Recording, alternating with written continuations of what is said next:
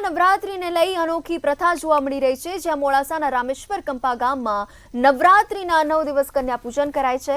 4 વર્ષથી પ્રથમ નોરતાથી 9મા નોરતા સુધી ગામના સદગૃહસ્થ દ્વારા આજુબાજુના વિસ્તારની 27 શાળાઓના બાળકોને દરરોજ વારાફરતી પ્રીતિ ભોજન અપાય છે। સતત 4 વર્ષથી ચાલતા સેવાકીય કાર્યક્રમમાં જુદી જુદી શાળાની જગદંબા સ્વરૂપ કુમારિકાઓ દ્વારા કુમકુમ તિલક કરી પૂજન અર્ચન આરતી કરાય છે।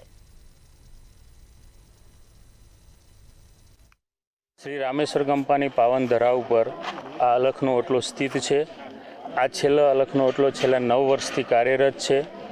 અમે નવરાત્રિના 9 દિવસોમાં આજુબાજુની શાળાની છોકરાઓને લાવીએ છીએ, તેમને યથાશક્તિ શણગાર દાનભેટ આપીએ છીએ, ભોજન કરાવીએ છીએ। એ જ રીતે આ અમારા 9 દિવસ નવરાત્રિનો કાર્યક્રમ ચાલે છે।